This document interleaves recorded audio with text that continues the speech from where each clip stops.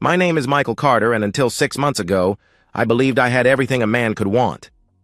At 41, I'd built a successful financial consulting firm from scratch, owned a beautiful colonial home in Westchester, and had been married to Julia for 13 years. I met Julia at a networking event in Manhattan back in 2010. She was working in marketing for a pharmaceutical company, all energy and ambition wrapped in a stunning package. Her laugh could light up a room, and when she focused that brilliant smile on me, I was done for. We dated for 18 months before I proposed at the same rooftop bar where we'd had our first kiss. Those early years were everything marriage should be. We'd spend Saturdays exploring farmers' markets, Sundays reading the Times in bed with coffee. She'd surprise me with Yankees tickets. I'd book spontaneous weekend trips to Vermont.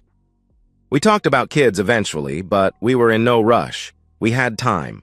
We had each other. The shift was gradual, so subtle I almost missed it. Julia's marketing director position at Pharmatech Industries had always demanded long hours, but suddenly she was working every weekend. Business dinners became more frequent. The phone that used to sit forgotten on the counter was now permanently attached to her hand, screen tilted away from my view. "Another crisis at work?" I'd ask, whenever she'd slip out to take calls during dinner. "You know how it is," she'd reply, kissing my forehead. "Big product launch coming up." I did know how it was, or I thought I did. In my line of work, you learn to read patterns, analyze data, spot anomalies. But when it came to my own wife, I'd developed a blind spot the size of Manhattan. The red flags accumulated like compound interest. The new lingerie that never made, an appearance in our bedroom, the gym membership she never used despite leaving in workout clothes, the way she'd flinch when I'd casually ask about her day, then overcompensate with elaborate stories that didn't quite add up. Still, I told myself, I was being paranoid. This was Julia. My Julia. The woman who'd held my hand through my father's funeral, who'd celebrated with champagne when I'd landed my first major client. We'd built a life together, intertwined our futures so completely that betrayal seemed impossible. But numbers don't lie. Credit card statements showed charges at restaurants I'd never been to, on days she claimed to be in budget meetings. Hotel charges in the city when she was supposedly at the office until midnight. Gifts purchased that never appeared. The morning everything changed started like any other. Julia was in the shower, her phone buzzing on the nightstand. Usually I'd ignore it, but something made me look. A text preview from Ryan Matthews, her coworker. "Last night was incredible. Can't wait to do it again." My coffee mug slipped from my hand, shattering on the hardwood floor. The sound brought Julia running from the bathroom, towel wrapped around her. "What happened?" she asked, concerned. "Just dropped my mug," I said, surprised at how steady my voice sounded. "I'll clean it up." As I swept up the pieces, I made a decision. I wouldn't confront her. Not yet. In finance, emotional decisions lead to poor outcomes. I needed facts. I needed evidence. I needed a plan. That afternoon, I made an appointment with Thomas Sterling, a private investigator recommended by my lawyer friend. Tom was expensive, discreet, and thorough. Exactly what I needed. "How long do you want surveillance?" he asked, his weathered face showing no judgment. "As long as it takes to know the truth," I replied. 2 weeks. That's all it took for my perfect life to reveal itself as a masterpiece of deception. But I didn't rage. I didn't break. I started planning. Thomas Sterling's office occupied the 3rd floor of a nondescript building in White Plains, the kind of place you'd walk past 100 times without noticing. That was the point. The man himself was equally forgettable. Medium height, medium build, brown hair going gray. The perfect ghost. "Most people want to know if I find something," he said during our second meeting, sliding a coffee across his cluttered desk. "You sure you're ready for whatever this turns up?" "I deal in facts, Mr. Sterling," I answered. "Good or bad, I need to know what I'm working with." He nodded, pulling out a tablet. "Your wife maintains a predictable routine. Office by 8:30, lunch at 12:30, usually at her desk, except Tuesdays and Thursdays. My stomach tightened. What happens Tuesdays and Thursdays? I asked. She meets Ryan Matthews at the Marriott downtown, he explained. They've had a standing reservation for the past 4 months. Room 1247. They arrive separately, stay for exactly 90 minutes, leave separately. The words hit like physical blows, but I kept my face neutral. In my business, you never show your hand. Sterling swiped through surveillance photos. Julia entering the hotel, Ryan following 10 minutes later, their hands touching across a restaurant table, her head thrown back in laughter at something he'd said, the casual intimacy of her fingers in his hair. There's more, Sterling said carefully. Audio. I'd authorized it when I'd hired him. Completely legal since Julia's car was in my name. Sterling hit play on his tablet. Julia's voice filled the room. Michael's so predictable. Every Sunday, he makes the same breakfast, reads the same sections of the paper in the same order. It's like being married to a robot. Ryan's laugh followed. Why stay? He asked. Are you kidding? She responded. You know what divorce costs? I put in 13 years. When I finally pull the trigger, I'm taking half of everything. His business, the house, the investments. I earned it, putting up with his boring ass. That's cold, Jules, Ryan replied. That's smart, she countered. Besides, her voice dropped to a purr. I've got you to keep me entertained until then. Sterling paused the recording. There's 3 hours of this, similar content throughout. She discusses divorce strategy, asset division, how to maximize her take. She's been consulting with Janet Morrison, high-end divorce lawyer in the city. I stood, walked to the window. White plains stretched out below, ordinary people living ordinary lives. None of them knowing their world could shatter with a single recording. How long has it been going on? I asked. Based on credit card records and phone data, I'd estimate 8 months minimum. Possibly longer, he answered. 8 months. 240 days of deception. There's a pattern to their communication, Sterling continued. Burner phones for explicit texts, but they get sloppy on their regular phones. Code words. Working. Late means meeting at the hotel. Client dinner means they're at his apartment. His apartment? I questioned. Ryan Matthews maintains a studio in Tribeca, he confirmed. Cash lease, not in his name, but I traced it through utility records. They spend weekends there when you're traveling for business. Every quarterly trip to review our Chicago accounts. She'd always complained about being lonely when I was gone. I need everything, I said firmly. Every photo, every recording, every document. Build me a case that's airtight. You planning to use this in divorce proceedings? Sterling inquired. I'm planning to use this to protect myself, I replied. She wants to take everything I've built? She mentioned strategy? Fine, let's see who's better at playing the long game. Sterling gathered his files. I'll have a comprehensive report by week's end.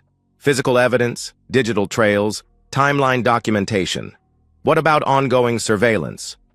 Continue for another week, I instructed. I want to know everyone she talks to about this. Her lawyer, her friends, anyone who might be advising her. That evening, I sat in my home office, staring at spreadsheets that might as well have been hieroglyphics. Julia was downstairs making dinner, humming off-key like she always did. The domestic sounds that once comforted me now felt like mockery. My phone buzzed. Another update from Sterling. Screenshots of texts between Julia and her sister. How much longer are you going to keep this up? Her sister had texted. Until the timing's right, Julia had responded. Michael's about to close a huge deal with Steinberg Holdings. Once that goes through and the bonus hits, I file. What about Ryan? Her sister asked. What about him? Julia replied. He's fun, but he's not exactly marriage material. This is about securing my future. I closed my phone, opened my laptop, and began researching. Asset protection, offshore accounts, legal ways to shield wealth during divorce proceedings. Julia thought she was playing chess while I was playing checkers.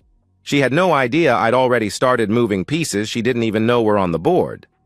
Sterling's investigation also uncovered something unexpected: Ryan's weakness. "Your wife's boyfriend has a problem," Sterling informed me during a follow-up meeting. "Gambling. He's in deep with some unpleasant people, about $200,000 deep." "How does he afford that on a pharmaceutical sales salary?" I asked. "He doesn't," Sterling answered. "He's been embezzling. Small amounts from expense accounts, kickbacks from vendors. Your wife doesn't know."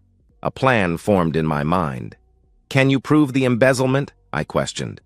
"With the right documentation, yes," he confirmed. "Get it," I ordered. 3 weeks after that first meeting with Sterling, I sat across from David Walter, managing partner at Walter, Watts and Associates. David wasn't just a lawyer, he was a surgeon who operated on marriages, cutting them apart while protecting his clients' vital organs, their assets. "Based on what you've shown me," David said, adjusting his rimless glasses, "you have grounds for an at-fault divorce. Adultery, alienation of affection, arguably fraud given her stated intentions." "I don't want to file yet," I told him. His eyebrows rose slightly. "Most men in your position want to serve papers immediately. Most men in my position act on emotion," I explained. "I'm approaching this like a hostile takeover. You don't announce your intentions until you've already won." David smiled, the expression of a shark recognizing another predator. "What did you have in mind?" he asked. I slid a folder across his mahogany desk. Phase 1. Asset protection. "I want everything moved, restructured, or shielded, legally." He flipped through my financial statements. "Your joint accounts," he began, "will maintain normal balances and activity," I interrupted. "I'm not stupid. But my business accounts, my investment portfolio, the properties held by my LLC, those need to be restructured." "You're talking about moving significant assets," he pointed out. "That could be seen as hiding marital property." "Not hiding. Protecting," I corrected. "My business has international clients. It makes sense to establish offshore accounts for foreign transactions. The real estate holdings? I'm restructuring for tax purposes, completely legitimate, especially with the new regulations." David made notes on his legal pad. "And phase 2? He inquired. "Information warfare," I answered. "Julia's been consulting with Janet Morrison. I want to know their strategy before they do." "I can't spy on opposing counsel," he warned. "I'm not asking you to," I replied. "But Morrison's paralegal just applied for a position at your firm. Might be worth an interview." His smile widened. "You've done your homework." "I'm a financial consultant," I said. "Research is what I do."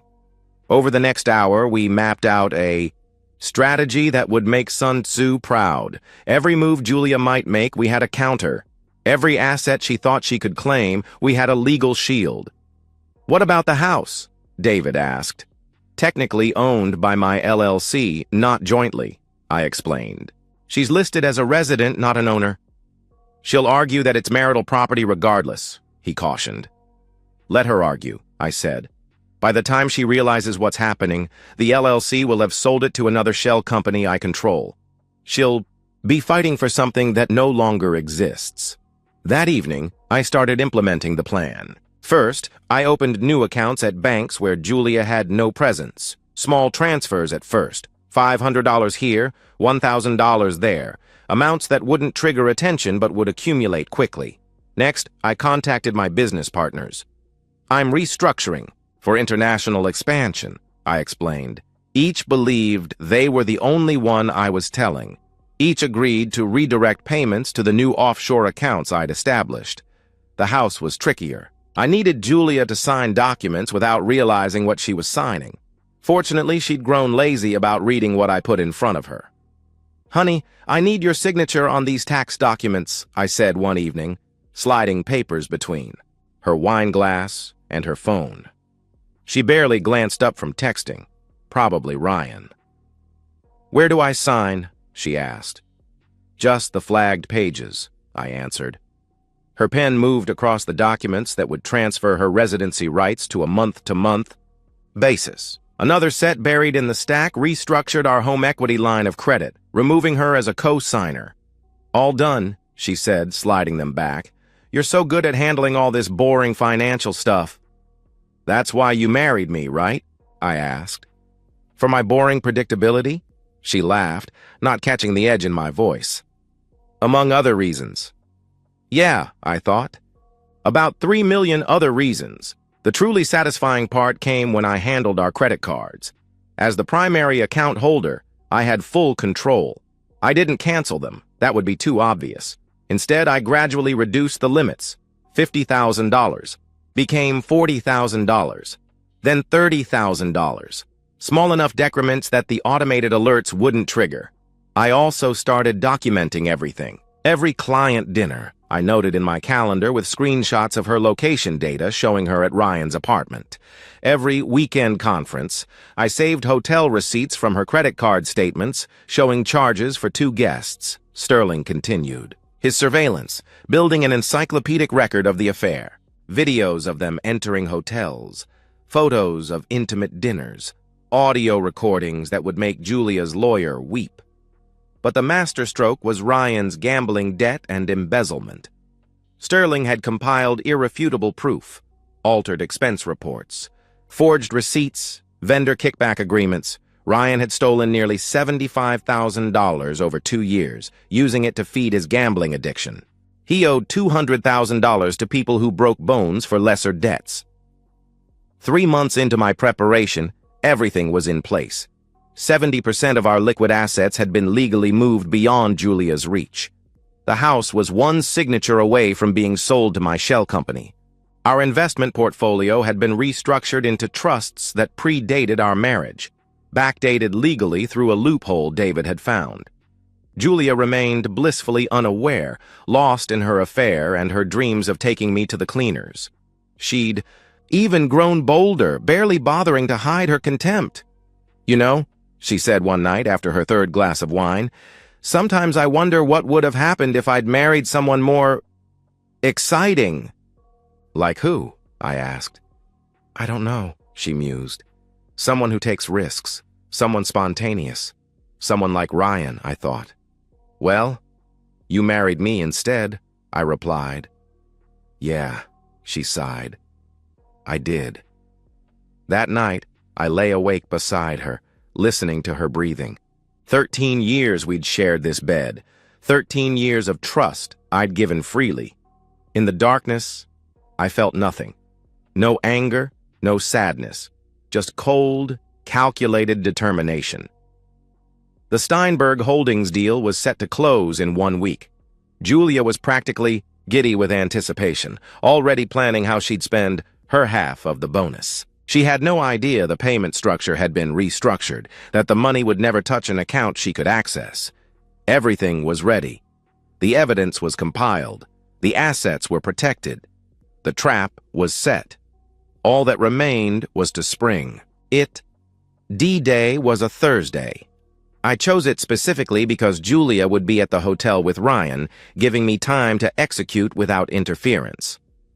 At 9 a.m., I met with Robert Steinberg to finalize our merger, the deal Julia had been waiting for. Instead of the $2 million bonus she expected to hit our joint account, the payment went directly to my Cayman Islands Corporation. Unusual payment structure, Steinberg noted. Tax advantages, I explained. My accountant recommended it. By 10 a.m., the house sale was complete. Fast Cash Homes, a company I'd incorporated 3 months earlier, now owned our colonial. The beauty was that the sale wouldn't show up in public records for 30 days, long after Julia would need that information. At 11 a.m., I walked into Chase. Bank with a cashier's check for $400,000. The contents of our joint savings liquidated that morning. Closing the account, Mr. Carter? The manager asked. Investment opportunity, I replied. Time sensitive. By noon, every joint credit card had been canceled. Not frozen, canceled. Julia would find out the moment she tried to pay for her hotel room with Ryan. At 12:30 p.m., while Julia was presumably in the throes of passion at the Marriott, I sat in David Walter's office as he prepared the divorce papers. But these weren't ordinary papers. You're sure about this? David asked. Once we file, there's no going back. File them at exactly 2 p.m., I instructed. That gives me time to execute the rest. The rest was the part I'd planned most carefully. At 1 p.m., I sent an anonymous package to Pharmatech Industries' HR department. It contained Sterling's complete report on Julia and Ryan's affair, the hotel receipts, the photos, the audio recordings, everything. But more importantly, it contained proof of Ryan's embezzlement. At 1:30 p.m., another package arrived at Ryan's, bookie's office. This one contained Ryan's work address, his home address, his daily schedule, and a note. He's been stealing from his company. Might affect his ability to pay you back. At 1:45 p.m., I sat in my car outside the Marriott, waiting. At 2:03 p.m., Julia emerged from the hotel, phone pressed to her ear, face pale. The divorce papers had been filed and her attorney notified. I watched her try her credit cards at the valet. Stand. Declined, declined, declined. She called me immediately. Michael, something's wrong with the credit cards, she began. They're canceled, I stated. Silence. Then, what? She asked. Check your email, I told her. David Walter sent you something. I watched her fumble with her phone, saw the moment. She opened the divorce filing. Her face went from pale to white. Michael, we need to talk, she pleaded. We're past talking, I interrupted. You might want to call your attorney. Oh, and Julia, you should probably warn Ryan that HR wants to see both of you tomorrow morning. What did you do? She demanded. What did I do? I repeated. I protected myself from someone who's been f***ing another man while planning to rob me blind. The question is, what are you going to do now? She was crying now, mascara running. Where are you? She asked. Watching you, I answered. She spun around, scanning the street until she spotted my car. She ran toward me, but I pulled away before she could reach the door. 23 times. She called over the next hour. 23 times I didn't answer. Finally, a text. I'm at home. Please come talk. Home. The house she didn't know I'd sold. I arrived to find her on the porch, still in the designer dress she'd worn for Ryan. Her face was blotchy, eyes swollen. The moment she saw me, she launched into her performance. Michael, please, she begged. It didn't mean anything. I was confused. You were planning to divorce me and take everything, I stated. Her expression shifted, tears drying instantly. You don't know what you're talking about, she retorted. I pulled out my phone, played one of Sterling's recordings. Her voice filled the space between us. Michael's so predictable. When I finally pull the trigger, I'm taking half of everything. The mask dropped completely. So you spied on me? She accused. I investigated a threat to my assets, I corrected. Turns out I was right. Those assets are half mine, she claimed. Were half yours, I corrected. Check your bank account. She pulled out her phone, fingers shaking. I watched her face as she discovered the joint accounts were empty. You can't do this, she protested. That's marital property. Which I moved to protect from someone planning to steal it, I explained. My lawyer says it's completely legal given your documented intent to defraud me. I'll fight you, she threatened. I'll take you for everything. With what money? I asked. Your credit cards are canceled. Your personal account has what, maybe $3,000. Janet Morrison requires a $50,000 retainer.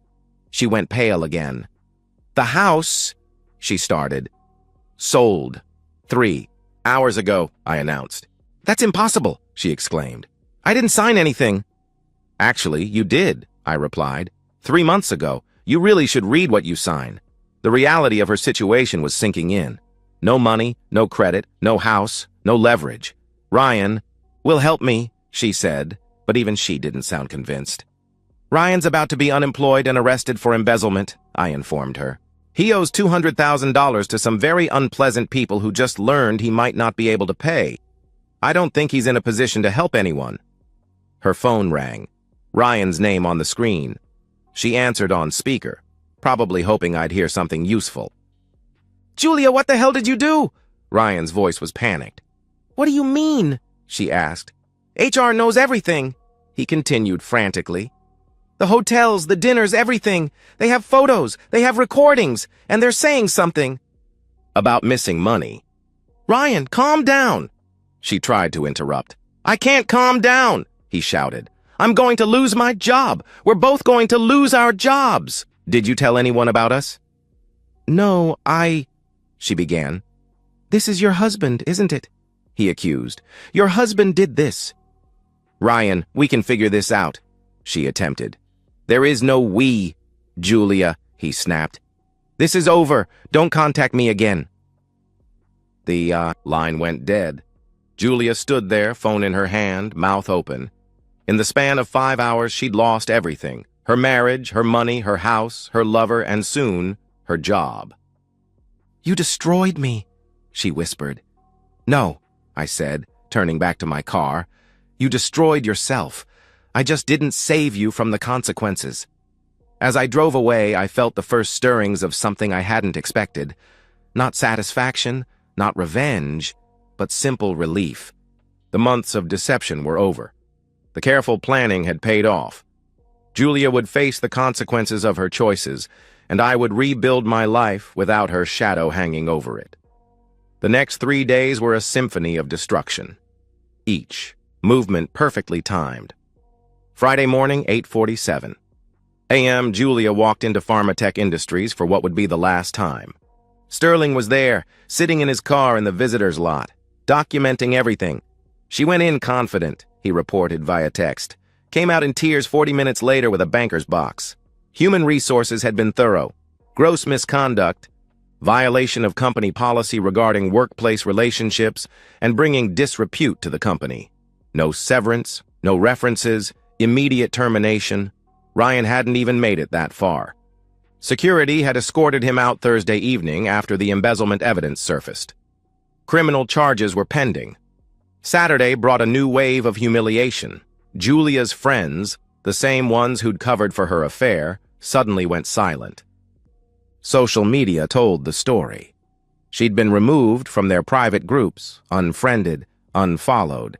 The sisterhood that had enabled her betrayal abandoned her the moment she became a liability. Her best friend, Monica, actually called me. Michael, I just wanted to say I had no idea she was planning what she was planning, she explained. If I'd known about the money thing... You knew about the affair, though, I pointed out.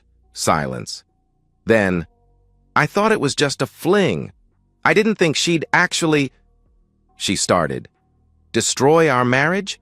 Try to rob me? Ruin lives? I finished. She hung up without another word. Sunday was when Julia made her first real mistake. She showed up at my office, my private office, that she'd only visited twice in our entire marriage. I was working, preparing for Monday's client meetings, when she walked in using the spare key I'd forgotten she had. She looked terrible, hair unwashed, wearing the same clothes from Thursday, eyes bloodshot. We need to talk, she said. We have lawyers for that, I replied. I can't afford a lawyer, she admitted. That sounds like a personal problem, I responded. She sat uninvited in the client chair. Michael, I know I hurt you, she began. You didn't hurt me, I corrected. You revealed yourself. There's a difference. I made a mistake, she claimed. I set down my pen, gave her my full attention. A mistake is forgetting an anniversary, I explained. You conducted an 8-month affair while planning to divorce me for maximum profit. That's not a mistake. That's a campaign. I was confused, she tried to justify. You were calculated, I interrupted. I have 3 hours of audio where you discuss strategy with Ryan. Would you like me to play your greatest hits? The part where you call me boring? Or maybe where you laugh about taking the house? Her face crumpled. I didn't mean those things, she insisted. Yes, you did, I countered. And that's actually fine. You're entitled to your opinion. What you're not entitled to is my money, my house, or my sympathy. I have nothing, Michael, she pleaded. Nothing. You have what you earned, I told her, which, coincidentally, is nothing. My parents, she started. Know everything, I interrupted. I sent them Sterling's report yesterday. She went white. "You didn't," she whispered. "I did," I confirmed. "Your father called me last night. He was disappointed. Your mother didn't say anything. I think she was crying too hard." This broke her. The tears came hard and fast, her body shaking with sobs. For a moment, just a moment, I felt something. A ghost of the love I'd once had for this woman. Then I remembered the recordings, the mockery, the calculated cruelty of her betrayal. "There's something else," I said. "Ryan's in the hospital." She looked up, tears stopping instantly. "What?" she asked. "Apparently his creditors weren't happy about his sudden unemployment," I explained. "They found him Friday night. Broken ribs, fractured jaw, ruptured spleen. He'll live, but he won't be pretty anymore." "Did you?"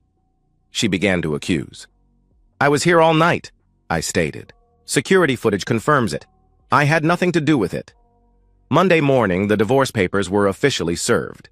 David had crafted them beautifully, no-fault filing that would move quickly given the circumstances. Julia would get exactly what she was entitled to under law: her personal belongings, her car, still making payments, and her retirement account, barely 5 figures. Everything else was either protected by prenuptial agreements she'd signed without reading or had been legitimately moved beyond reach. She tried one last gambit, showing up at the house Monday evening with her parents. I was ready for them. Her father, Robert, was a good man. Old school, worked his whole life as a plumber, built his business from nothing. Her mother, Diane, was a kindergarten teacher. Salt of the earth people who'd raised a daughter they know. "Longer recognized, Michael," Robert said. "We need to discuss this situation." "Of course. Come in," I replied. I led them to the dining room, the same table where Julia and I had shared countless meals. I'd already laid out the evidence: photos, bank records, transcripts, everything organized chronologically, painting a clear picture. Robert picked up a photo of Julia entering the hotel. His jaw tightened. Diane read a transcript of Julia mocking our marriage, tears rolling down her cheeks. "We didn't raise her to be this way," Diane whispered. "I know," I acknowledged. Robert looked at his daughter. "Is any of this fabricated?" he asked. Julia couldn't meet his eyes. "No," she admitted. "You were going to steal from him?" Robert questioned. "After cheating?" "It's not stealing," Julia protested. "I was entitled—" "To what?" Robert's voice rose. "To destroy a good man because you were bored? To throw away a marriage for some excitement?" "You don't understand," she started. "I understand perfectly," he interrupted. "You're not the woman we raised. The daughter we raised had integrity." He stood, helped Diane to her feet. "Michael, I'm sorry," he said. "For everything. This isn't your fault," I assured him. "She's our daughter," he replied. "That makes it our responsibility." He looked at Julia. "You can come home, but you'll earn your keep. You'll work in the office, answering phones, minimum wage. You want to rebuild your life? You'll do it honestly." "Dad," she began. "That's the offer," he stated firmly. "Take it or find somewhere else." They left her there in my dining room. Technically not my dining room anymore, but she didn't know that. The new owners would take possession in 2 weeks. Julia looked at me, defeated. "You win," she said. "No," I corrected. "I survived. There's a difference." She gathered her things, the small box of possessions I'd packed for her, and walked to the door. She paused, turned back. "Did you ever love me?" she asked. "Completely," I answered. "Which is why this betrayal required such a complete response." "I did love you, you know," she said. "In the beginning." "I know," I replied. "That almost makes it worse." She left then, and I knew it would be the last time she'd stand in this house. The last time we'd speak without lawyers between us. Tuesday brought more fallout. Julia's attorney, Janet Morrison, filed a motion to contest the asset transfers. David Walter called me, amused. "She's claiming fraud and illegal asset hiding," he reported. "And?" I asked. "The judge reviewed our documentation," he explained. "Every transfer was legal, every restructuring above board. Motion denied. Morrison actually withdrew from the case afterward. Apparently, your ex-wife's retainer check bounced. Wednesday, Sterling called with an update on Ryan. He's been formally charged with embezzlement, he informed me. Pharmatech is pressing full charges. He's looking at 3 to 5 years minimum. Also, his creditors visited him again in the hospital. He's agreed to a payment plan that will take most of his income for the next decade. And Julia? I inquired. Living with her parents, he answered. Started working at her father's company. Yesterday. She's also been blacklisted from every major pharmaceutical company in the tri-state area. That HR report went viral in the industry. Thursday, exactly 1 week after D-Day, the divorce was finalized. New York's expedited process for uncontested divorces with clear evidence of adultery had worked in my favor. Julia hadn't contested anything. She couldn't afford to. The financial summary was stark. Julia's settlement. Her 2018 Honda Civic, still $12,000 owed. Her 401k, $47,000, her personal belongings. My assets, the business, $2.8 million valuation. The house, sold to my shell company for $750,000. Offshore accounts, $1.2 million. Investment portfolio, $600,000. Total protected, $535 million total lost to Julia, $47,000. Friday afternoon, I met with Steinberg to discuss the next phase of our business partnership. I heard about your divorce, he said carefully. I hope it wasn't too costly. I protected what mattered, I replied. Good, he responded, because Goldman Sachs is interested in acquiring our merged companies. The initial offer is $40 million. My share would be approximately $12 million after taxes. Money Julia would have been entitled to half of had she waited just 2 more weeks before her affair was discovered. That evening, I stood in my empty house. Empty because I'd already moved my important possessions to a storage unit. The new owners, a young couple from Connecticut, would take possession Monday. They had no idea they were buying from Fast Cash Homes, which was actually me. My phone buzzed. A text from an unknown number. I opened it to find a message from Julia. I know you won't respond, but I wanted you to know I'm getting help. Therapy. AA, working on myself. I'm sorry for everything. You deserved better. I deleted it without responding. Another text. This one from Sterling. Thought you should know. Ryan Matthews attempted suicide in the hospital. He survived, but barely. He's on psychiatric hold. I felt nothing. Not satisfaction, not guilt, nothing. They'd both authored their own destructions. I'd simply declined to be a casualty in their story. The coffee shop on Madison Avenue was new, one of those places that charges $8 for a latte and calls it artisanal. I was reading the Journal, enjoying a rare Saturday morning off when I saw him, Ryan Matthews, or what was left of him. His face had healed wrong. The broken jaw left his profile asymmetrical, his once perfect smile now crooked. He walked with a permanent limp. He saw me before I could look away, then surprisingly walked over. Mind if I sit? He asked. I gestured. To the empty chair. Up close, the damage was worse. Scar tissue covered his knuckles. His left eye drooped slightly. I wanted to apologize, he said. No, you want absolution, I corrected. There's a difference. Maybe, he admitted. But I am sorry. It's worth exactly nothing, I replied. Like Julia's divorce settlement, he flinched. How is she? He asked. Living with her parents, I answered.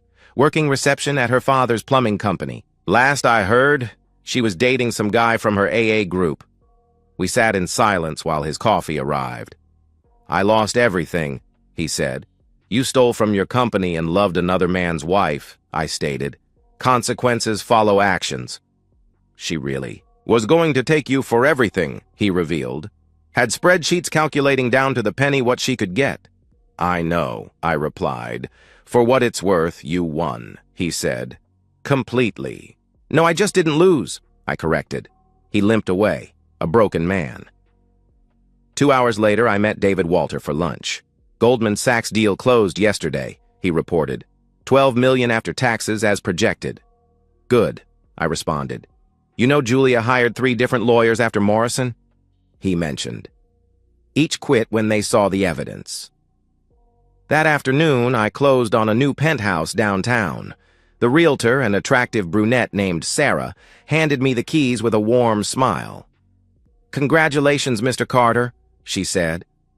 "It's a beautiful space for a new beginning." "That's the plan," I replied. "The divorce must have been difficult," she observed. "The marriage was difficult," I corrected. "The divorce was just paperwork." She laughed. "Hey, if you need help settling in or want recommendations for the neighborhood," she offered. "Maybe coffee next week?" I suggested. "I'd like that," she answered. A week later, walking through Central Park, I saw them, Julia and Ryan, sitting on opposite ends of the same bench near the reservoir. Not together, just 2 people whose mutual destruction had left them with nothing but proximity to their shared ruin. Julia wore cheap clothes from Target, her designer wardrobe long sold. Her hair, once perfectly styled, was pulled back in a simple ponytail. Ryan wore a janitor's uniform, probably the only job he could get with a felony conviction pending. They didn't speak to each other, didn't even acknowledge each other's presence, just sat there, feeding pigeons with stale bread. I stood there, for a moment, letting them see me in my tailored suit, heading to another $1 million meeting. Then I turned and walked away without acknowledging either of them. That night, over dinner with Sarah, she asked about my marriage. "What went wrong?" she inquired. She confused stability for weakness, I explained. Thought predictability meant I was an easy mark. "Do you miss her?" she asked. "I miss who I thought she was," I answered. But that person never existed. Later, alone in my penthouse, I stood at the window watching the city sleep. My phone buzzed with an email from David Walter. "Goldman Sachs deal finalized. Wire transfer complete." I thought about Julia, probably lying in her childhood bedroom, dreaming of the millions she'd thought were hers for the taking. About Ryan, probably self-medicating his pain on a janitor's salary, his perfect face now a broken reminder of his choices. I poured myself an 18-year Macallan, a luxury Julia had always called wasteful, and toasted the empty room. 2. Boring predictability, I said to no one, and to the idiots who mistake it for weakness. The city sparkled below, indifferent and eternal. Somewhere out there, Julia was learning to live with consequences. Ryan was learning to live with pain, and I was learning to live with victory. My phone rang, an unknown number. Voicemail, Julia's voice, broken and slurred. "Michael, I know you hate me, but I wanted you to know. Ryan meant nothing. You were everything. I just got greedy, and now I've got nothing, and you've got everything. I loved you. I really did." Once, I deleted the message, blocked the number. 6 months post-divorce, I had my victory. Julia had her consequences. Ryan had his scars. Justice, as it turns out, tastes like expensive scotch and sounds like silence where chaos used to live. It wasn't sweet. It wasn't bitter. It was just complete. And so, we've reached the end of today's story. Was it what you expected, or did it take a twist you didn't see coming? I'm curious to hear your thoughts. Share them in the comments below, and let's get a conversation going. If this story kept you hooked, make sure to hit that like button. And if you're new here or just haven't subscribed yet, now's the perfect time to join our community.